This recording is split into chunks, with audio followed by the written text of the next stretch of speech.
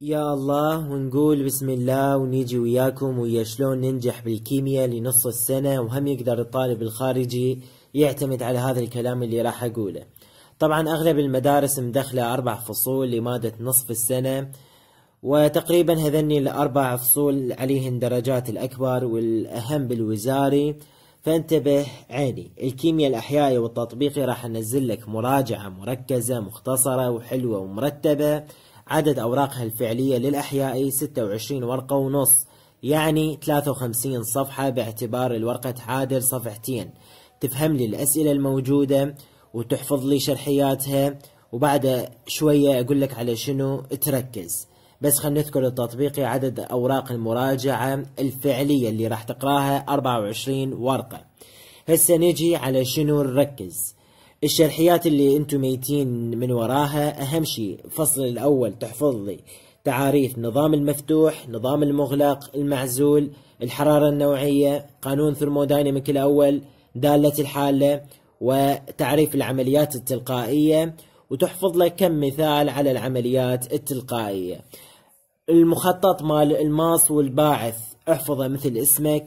التعاليل مال زيادة والنقصان الانتروبي مهم كلش.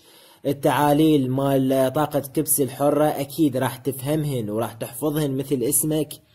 الفصل الثاني نركز على التعاريف الآتية: التفاعلات المتجانسة، التفاعلات الغير المتجانسة، التفاعلات الانعكاسية والغير الانعكاسية، قاعدة لوشاتليه وقانون فعل الكتلة.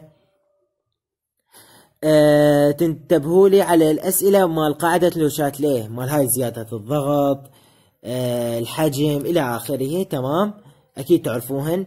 الفراغات مال كي اي كيو يساوي كي اف على كي بي، تعرف هذا قد جاي بالوزاري. الفصل الثالث أهم شيء تحفظ لي العوامل المؤثرة على الذوبانية، كل عامل والشرح ماله لأنه جايات بالوزاري. تعاليل الأملاح مهمات كلش. تعاريف ركزوا على اللي بالمراجعة.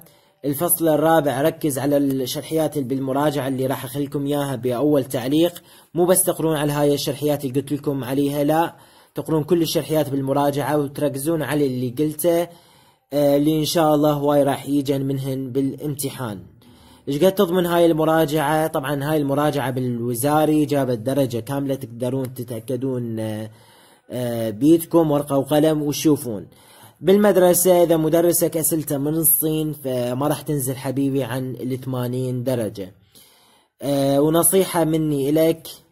أوكي، وقفت الفيديو عشان أسوي النصيحة بشكل أرتب.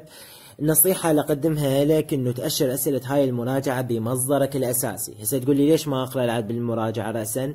إذا أنت ما فاتح المادة أقرأ على المراجعة رأسا، أما إذا أنت يعني كل سنة إذا تقرأ على ملزمتك الأصلية فأشر أسئلة المراجعة بملزمتك الأصلية حتى لا يعتبر تغيير مصدر، واقرأ على ملزمتك. تمام، راح أخلي لكم إياها للمراجعة بأول تعليق مثل ما قلت لكم. لا تنسوا تفعلوا الإشعارات حتى يوصلكم الفيديو أول بأول.